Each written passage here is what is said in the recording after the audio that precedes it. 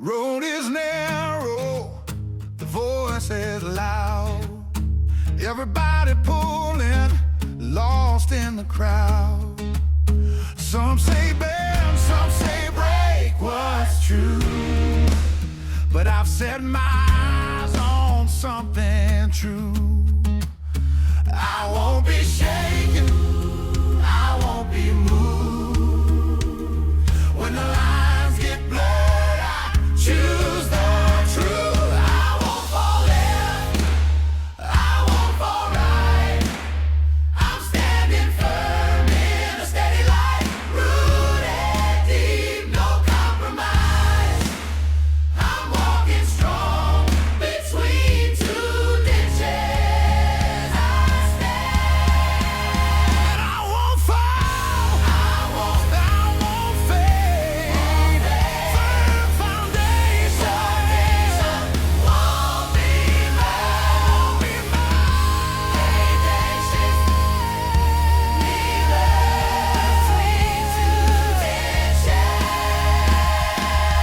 I stand my ground. I stand my ground.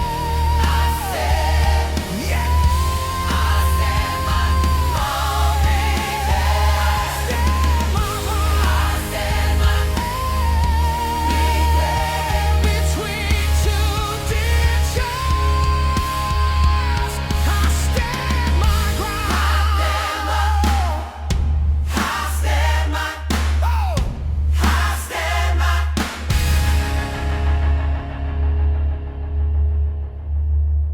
Welcome to the Between Two Ditches podcast.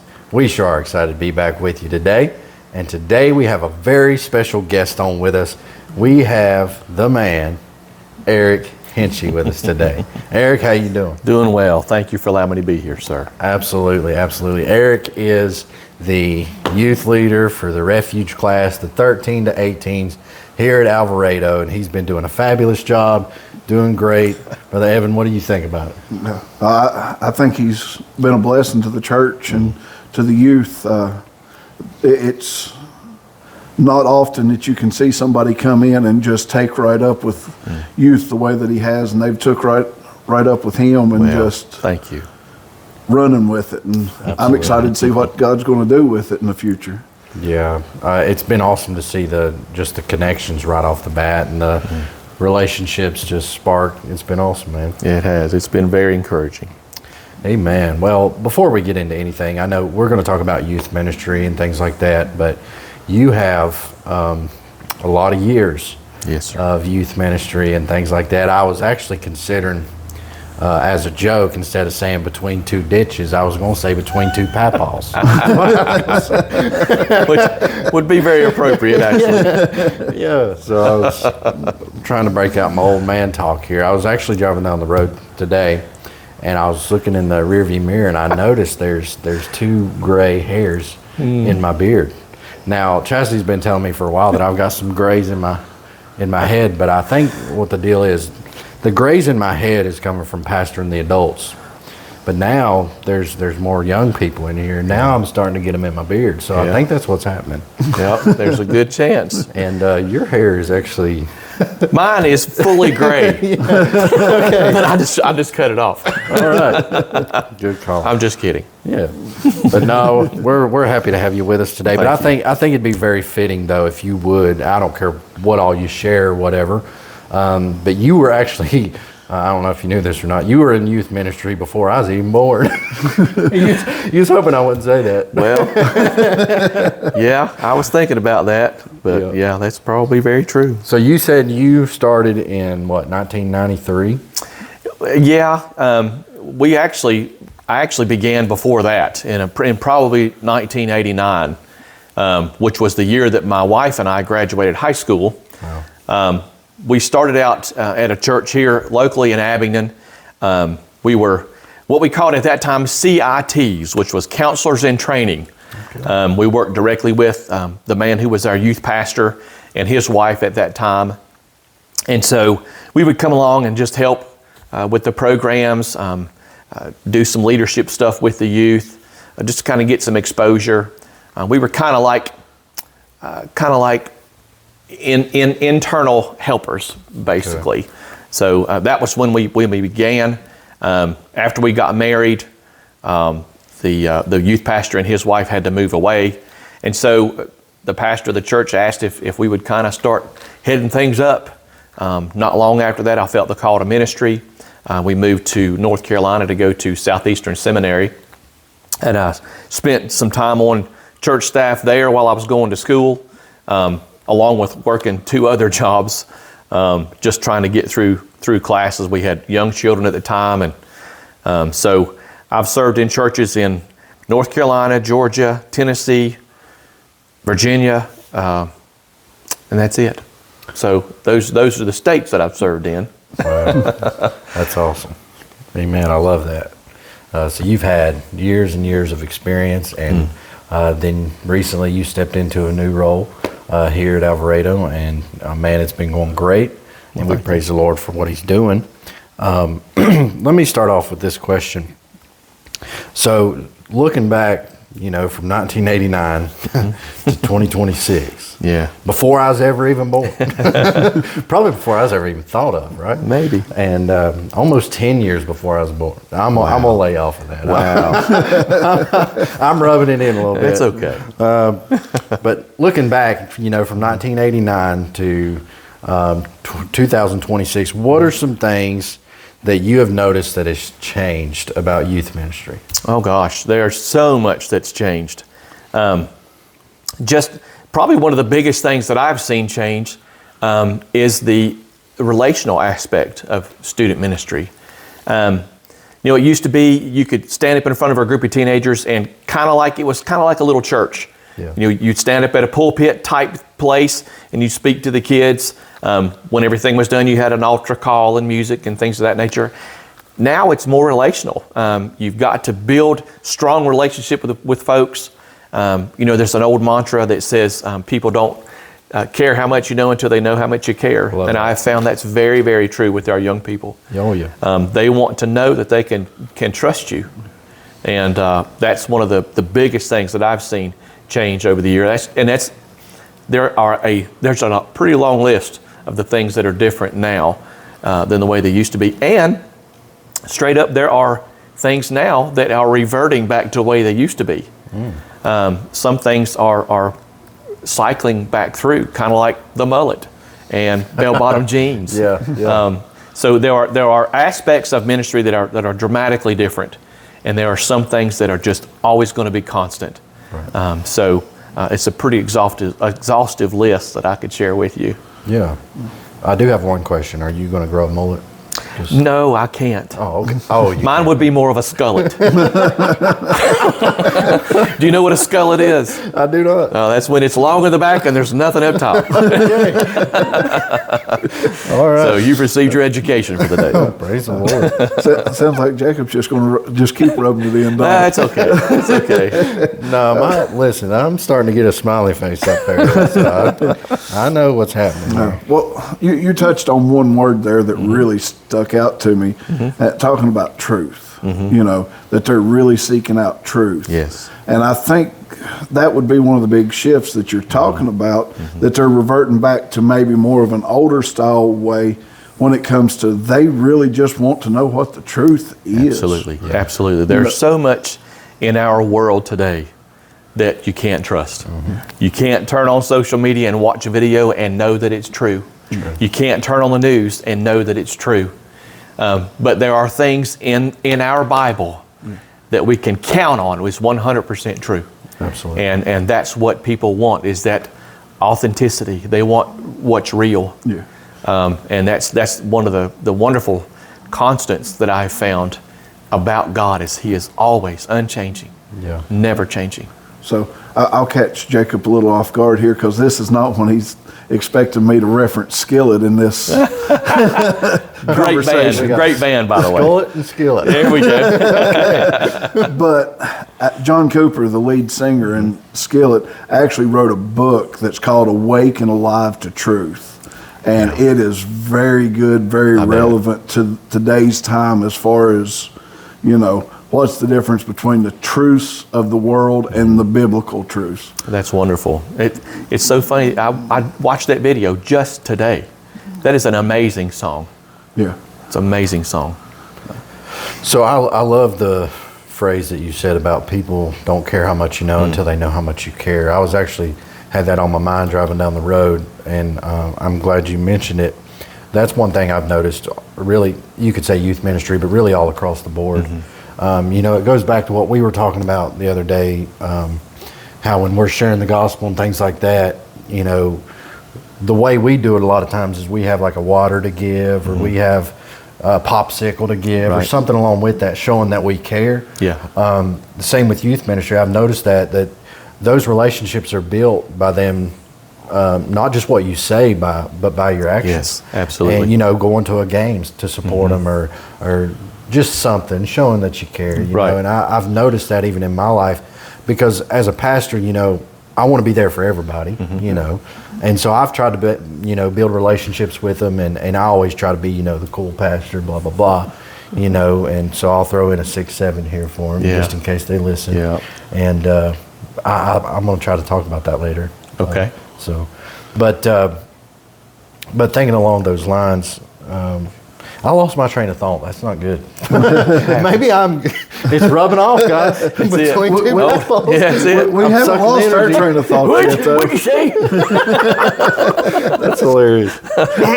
But no, I've noticed that is huge in their life, of building those relationships. Yeah, it really is. Not just coming to preach, but actually showing that you care and being there for them, inviting them to stuff. And, God's really been gracious to give us some tremendous young people. He really has. Man, I'm telling you, I love them, and thank God for them. Well, it's what's neat. What I find so neat about these students here is they're very genuine. They're very, very genuine. Yes. They don't pull any punches. If they don't like you, they'll tell you. Oh yeah. If they don't like something, they'll tell you. And that's indicative of a lot of students today in today's world, which is not such a bad thing. Right. The students here are just fabulous. But I think something that could be said, and we won't go into any detail whatsoever, is that several of them, though, they haven't had the best situations throughout life. That's true. And for them to have the grace and the caliber of people that they're growing into be, I think that speaks volumes. Absolutely. Big time. And in my other career, I had the opportunity to work with a lot of students in one of the local schools, and I was amazed at the number of broken homes that these students deal with. A nuclear family is odd now. That's true. Nearly every student that I spoke with, they're in a broken home, and that's the way our church is. Jacob and I were talking earlier this year, and I don't know if we've gone over this with you or not. We were talking about church camp and youth camps and things of that nature, and I contacted an old pastor friend of mine, and their church is doing their own camp. And so he's like, hey, why don't you come alongside of us, bring your students, and this is a family camp. And he's like, the parents come and they spend a week with their kids. We do all these programs for the family. And I thought, we can't do that. Right. And I presented it to our pastor that way. And he's like, well, that sounds like a great idea, but we can't do that. And I was like, yeah, because we don't have nuclear families in our church. Right. Almost every one of our students is from a broken home. Yep. And the majority of students that we see in society today are the same way. Yeah.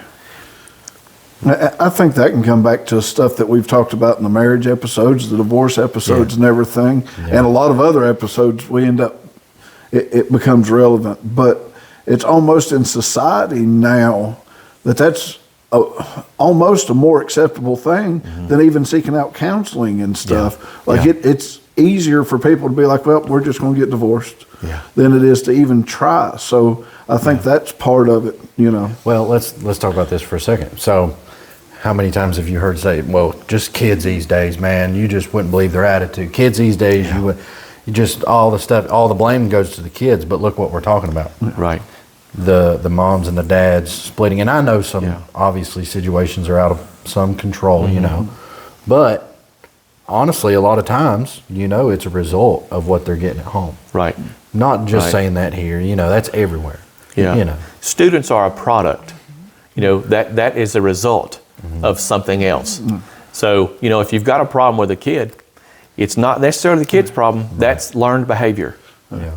Well, I think, and this seems like everything I'm saying doesn't sound a lot like youth, but I think it's what trickles down and causes youth to be in the situation it is. But that program that we're using right now on our Wednesday night small groups, talking about manhood, I mean, just some of the stuff we're learning there, I think, is a direct correlation as to why the youth is the way it is. When Absolutely. there's not that father figure in the home, like it trickles down from there. Absolutely. Right. And that ties right back in what we talk about relationships. I was thinking today about the differences that people have made in my life, the investments that folks have made into my life. I remembered back in the day, back in the early 80s. Back in the day. Back in the day. But the guy who was our youth pastor, his name was Wayne. I didn't know how to tie a tie. My father passed away when I was 12. Didn't really have anybody to show me that. It was not something that was practiced at my home. And Wayne took me aside and showed me how to tie a tie. That made a humongous difference in my life. And that's one of the things that I have found that has to be done a little bit different now with students.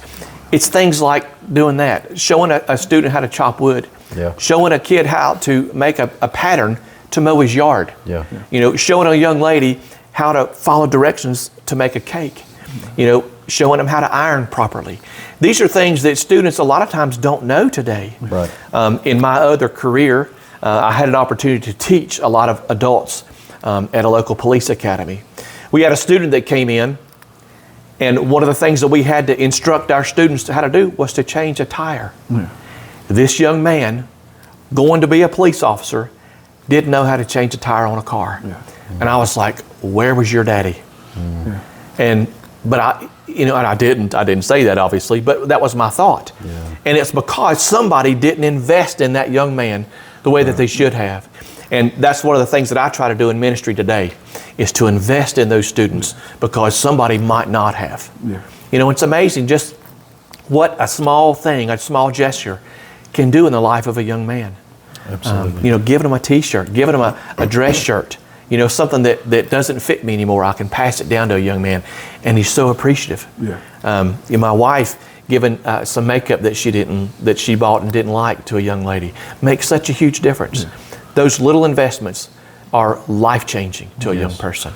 Absolutely. And so you're talking about tying the tie. I didn't have that either. Like, to my knowledge, I've never seen my dad wear a tie.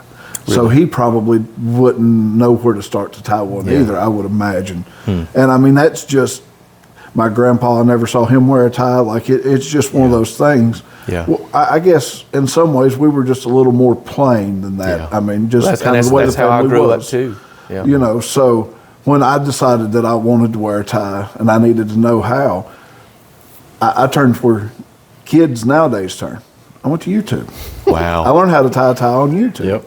And it's like, it's such a great resource for it to be there, which I mean, YouTube's one of our big platforms that we put this podcast out on. And it's a great resource, but sometimes we turn to something like that rather than turning and asking for help from somebody that can maybe take that tie and make the impact that gentleman did in your life. Right. Yeah, we didn't have YouTube back then. This was before the internet. I'm not going to say no. Well, see, and Jacob's of the age group, him and Google's the same age, or right at it. Okay. Wow, yeah, I guess that's true. Wow.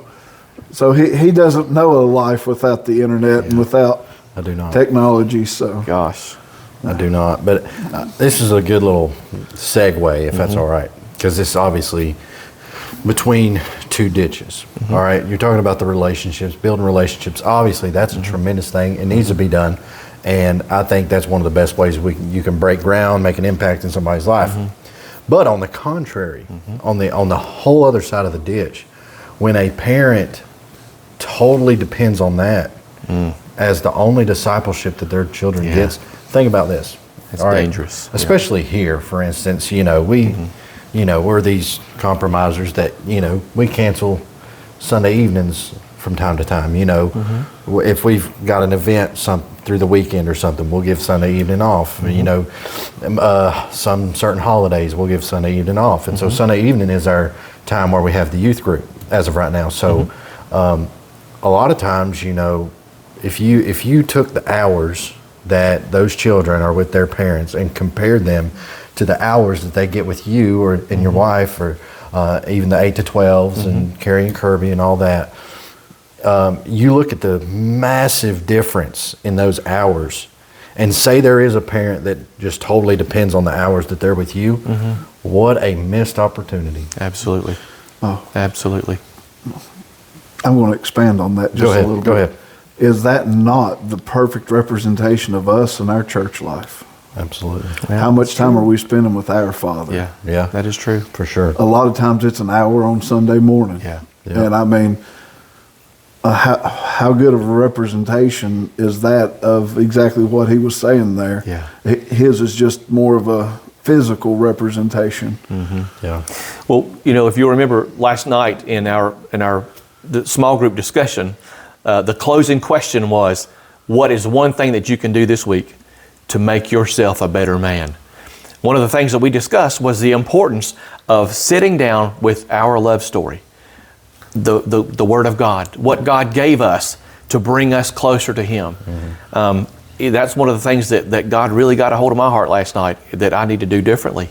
I need to spend more time allowing Him to pour into me, to speak to me. And if we don't do those things, just like you're talking about, if we don't invest in it as parents in our kids, we can't delegate that responsibility to our pastor or to our youth pastor, to our men in church. We can't delegate all of that. We have a responsibility as parents as well. Right. No, I think about that, and it would be mind-blowing to actually see the numbers on paper, and I think it would be very eye-opening to parents, if that is the case where we're dependent on the only Christian example that they see is their youth pastor or their youth leader or whatever, the hours are totally off kilter there, and it's not enough. No, definitely not. They need it at home too. Yep, absolutely.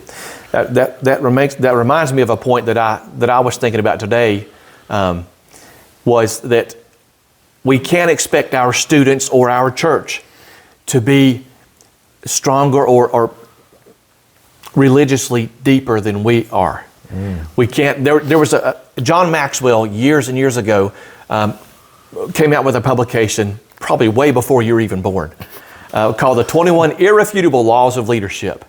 One of the things that he talked about in those laws of leadership was what's called the law of the lid, meaning that when we're trying to lead somebody, we can't get above the lid that is placed there.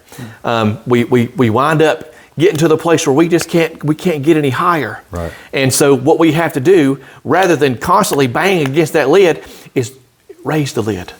Open that lid up, and so that we can go up and attain a different level. I don't want to sound all goofy and spiritual, weirdy stuff, but if we can just get to that next level of achievement, we can't expect our congregation, we can't expect our students to be any stronger spiritually than we can be ourselves. We have to be the example. We have to lead by example. Like it. And if it's not present in our lives, we can't expect anybody to have it present in theirs if we're leading them. Absolutely. I like that. So to switch gears just a smidgen here, what would you say causes burnout for youth leaders the fastest? Too much. Too many irons in the fire. Yeah. You probably are well aware of the 80-20 rule. Oh yeah. Meaning that 80% of the work is done by 20% of the people. If your church is that way, you're going to have burnout in the church real fast. Youth ministry is no different. If, for example, if you have 100 people in your church, you've got 20 people doing the work of 80. And it's just when you get so much on you, it can burn out. You can burn out really, really quickly. Absolutely. You're not taking enough time to be fed. We've often talked about taking the opportunity to allow somebody to pour into you. And when you've got so much on you, that's when you get burnt out really quickly. Yeah. So I think it's important that any leader, whether it be in youth ministry or music ministry, in the pastoral ministry, a deacon, an elder in the church, whoever they might be, it's important that you take time and allow somebody to pour into you. Yes. And yes, the scriptures will do that. God wants to do that. But just like we talked about in our study last night, we have to have other people of like faith in our lives. Guys, we need other fellas. Yep. We need folks that we can lean on. We can, as we talked about, as iron sharpens iron, so does one man sharpen another. We have to have those relationships because that allows God to pour into us. Yes, absolutely.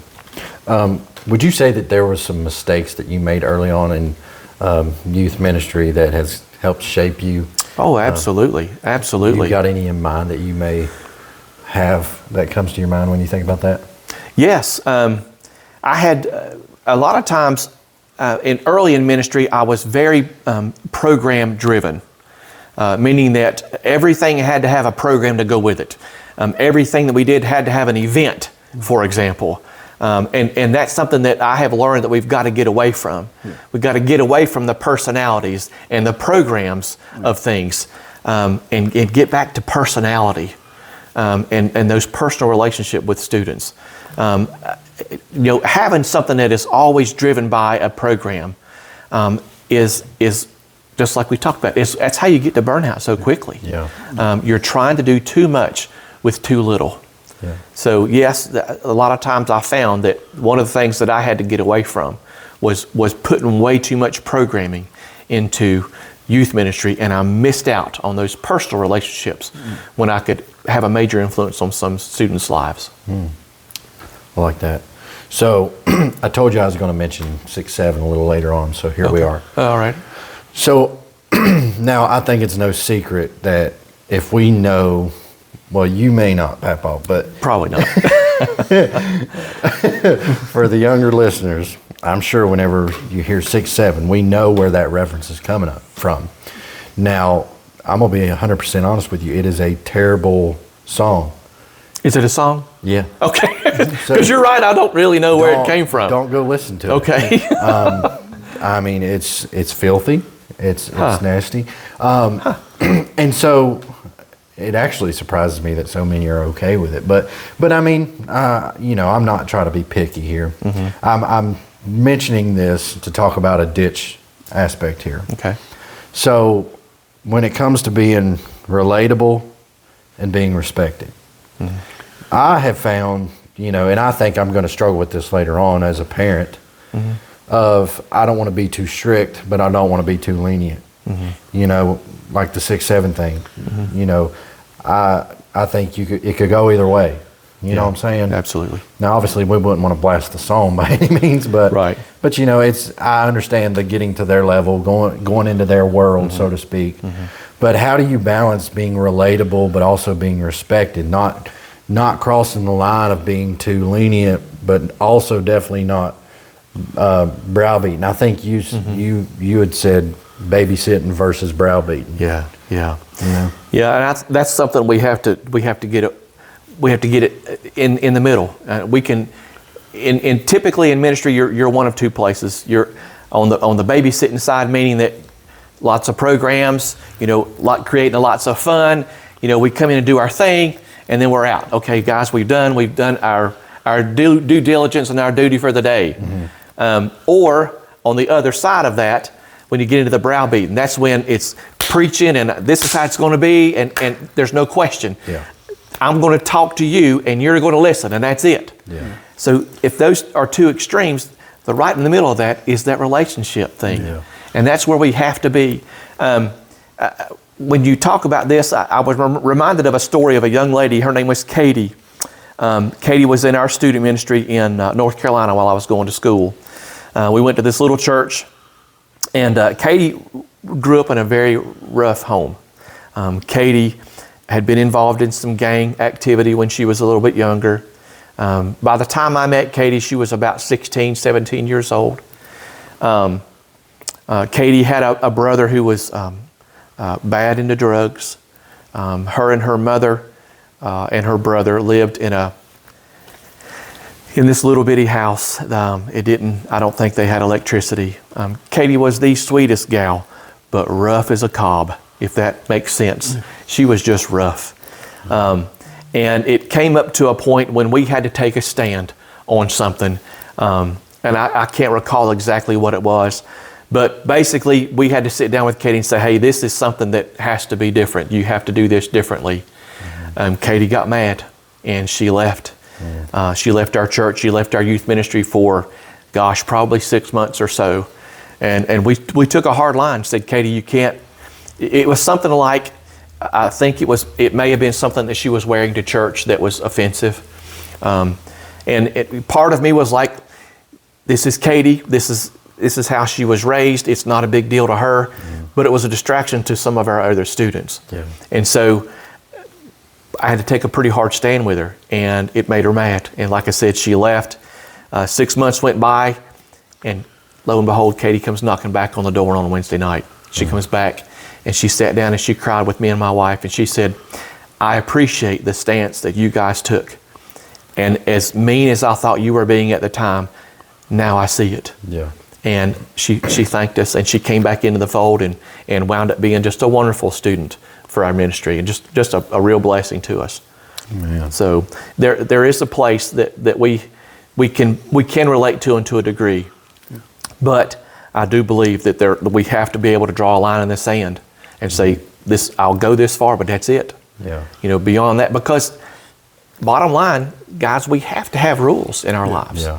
I've often related to our students over the years, a train can operate off its tracks for just a little ways, but not efficiently. A train operates in its most efficient manner when it's right on the tracks, when it's within its lines. Right. You take away the track and it'll run for a minute, but not very long and not very efficiently. So that's what rules are.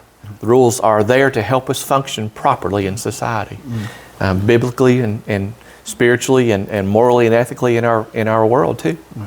And I think that just comes back to, defining the ditches, yes. All the way back to the beginning of the podcast, talking about one side of the ditch is all legalistic, it's yes. all rules and this and that and something else, and the other side is just come do whatever you want to kind of mentality. Absolutely. So I think what you're saying there just perfectly aligns, with some of the conversation we've had before of just, you've got to figure out where that middle ground is. Yes, sir. Yes, sir. Yeah, that balance can be hard to find, but I think definitely you cannot go wrong with standing on the truth. Yeah. And I'm going to be honest with you, I've been in situations, even with our youth, if they're seeking advice or something like that, and they're young, they're doing what teenagers do, but you still, you're probably going to aggravate them, get on their nerves, but you have to stand on the truth. Yeah. And that can be difficult because you don't want to lose their friendship. You don't want to lose that relationship there because you want them to keep coming. You want them to stay involved. You want them to know you care and all that stuff. But like you say, that was a really good reference there. They may get mad and distance themselves for the moment, but oftentimes the Lord knows how to open their eyes to that eventually. Yeah. And it was like, oh man, he was right. Yeah. Yep. And so I appreciate you doing that and thank you. Being relatable, but also being respectable. And what does a layout on a Sunday night look for you? What is the ratio, so to speak, of game versus lesson kind of thing? I'm just curious. That's a good question. Well, we've not gotten to the place yet where I've got to introduce everything that I want. Right. But typically on our Sunday nights, we'll open, and this goes back into one of those things that is different and a constant. Yeah. One of the things that I have found that is a constant is you have to plan ahead. Mm-hmm. The room has to be ready for the students to arrive. It's very important, in my opinion, to have uplifting music playing, for Yeah, example. absolutely. For a student to walk in to a room that they don't know, that is completely quiet, Yeah. is very off-putting, and it makes a person very nervous. Yes. So I try to have music playing when the students come in. I try to have everything planned out. The lessons that I have, I've written 6 months ahead of time. And so you've got to be studied up for what you're going to be teaching that night. So you come in, the music's playing, you do 5 or 10 minutes with a game. It's an icebreaker game. It's just to get everybody loosened up and get them comfortable with each other. Yeah. We do a real fast game. Sometimes I'll have a snack for the students, whether it be Taco Bell or pork rinds, which is a wonderful snack, by the way. But we'll have something like that. Over the past few months, we have introduced what's called dirty sodas into the student ministry. Yes. We've set up a stand so that the students can come up and they can order a drink that's like a Dr. Pepper with some cream in it and some other flavors in it. So that's a real popular thing right now. So again, the opening music, you do a game to break the ice. What I want to introduce in the coming months is some praise and worship that's just led by the students. Yeah, love it. So one of our young ladies in our ministry is learning how to play the guitar. I am trying to relearn how to play the guitar, which is another strange story about youth ministry there. But I've almost gotten one song down, reteaching myself how to do that. So we're looking to introduce those songs this year at our summer youth conference, and then we're talking about introducing that before we go to camp this year as well. Yep. So I want us to get to the place where we're leading our students in worship. We go from worship, 2 songs typically, and then we go into our lesson time. These lessons are biblically based, expository, exposition type lessons, straight out of the God's Word, straight out of the Bible. And then we go through that expository lesson, and then we go into a time of prayer after a time of discussion. Again, those discussion times are very, very important. Yes. Because I have a tendency, on occasion, my wife gets on me all the time for talking above the kids' heads. I'm used to teaching adults, taught for several years at the police academy, so I'm used to teaching to older folks that have a different vocabulary than what a student might have. And so I have to kind of put things on a lower shelf sometimes. And I'm not trying to be demeaning to anyone. Right. So we have to have a time of discussion, kind of breaking those things down that we learned. And then from there we go into a closing prayer. There's always a gospel presentation, giving the students an opportunity to respond to the things that we've talked about and the things that God might be doing in their lives. And then we break up and just kind of hang out, Love it. chill. And something I can say that I can see fruit of what you're talking about there, especially the discussion portion, is one of the young people that's in your youth is also in the men's group, on the small groups, and I've seen the difference in him over that short period of time of how he's now willing to speak up and put his thoughts and That's stuff out encouraging. there. Yeah. So I can see how it's already working in his life, of being like, okay, I am allowed to speak. Because, a lot of times as children, I'll speak for myself. When I was that age, I was told you don't speak in church. Yes. That's not your place. You're not supposed to. Yeah, we were to be seen and not heard. Yes. Absolutely. And so it's refreshing to me to see that, you're encouraging them enough to where they're comfortable enough to participate. Now, granted, some of the stuff we're talking about in the men's group is some tough stuff right now. Absolutely. So, we give grace there, but it encourages me just to see the willingness there. Well, I agree. Thank you. Amen. So, talking about youth ministry, and activities, things like that. I'm curious to know. Do you have any funny stories from? You can even go back to 1989 if you want to, or wherever you want to go. What's one of the funniest things that you've ever encountered? And really, I think what we need to do is figure out how to cue in the video that he sent me. Locking my hands. Ready? Are we ready? Ready. Falling. Falling. Oh. I forgot that I said that to you. He done Yeah. a trust fall Yeah. to some kids, and they couldn't be trusted. Yeah. That was my 15 minutes of fame. So in the year about, I think it was 2000 or 2002-ish, I took a group of students to a youth camp that we had put on for years. This was called Outback Camp. And I was the administrator of this camp for some time. And so I'd taken a pretty significant group from Georgia to this camp. And we had my old student ministry from Tennessee that was there. And we had to stand up on this 6-foot platform. And this was what's called a trust fall. Basically, you've got your back to these students. These students are below this platform. You fold your arms. You tell them I'm falling, and they're supposed to give commands. You say falling, they say fall away, and you trust everybody, and you fall backwards. Well, you can see the video. The students are looking up at me, and they kind of take a step back. And they drop me. So I fell directly on the back of my neck, and I thought, I saw stars. I thought, man, my neck is broken. But I had to get right back up and get up on the horse and do it again. And I was like, please, y'all catch me this time. And they did, fortunately. But what I wound up doing was, that was such a huge hit at our church. We went back to church that Sunday and showed that video. And I wound up sending it to this internet thing called stupidvideos.com because I got a free t-shirt. So I sent him the video. It got published online. My t-shirt came in. I was so proud of that t-shirt. But then Comedy Central picked it up on Tosh.0. Oh, wow. And so here I am in law enforcement. I'm walking out of court one day, and another officer stops me on the street outside of the courthouse here in Abingdon and says, hey, I saw you on Tosh.0 last night.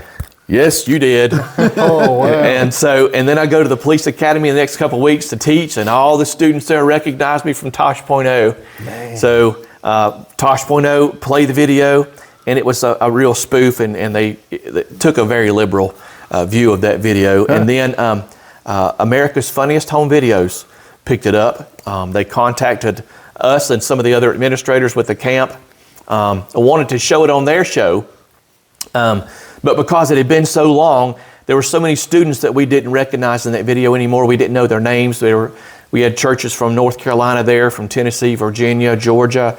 We had so many students that we couldn't really get a name on every person that was there, so they couldn't sign releases.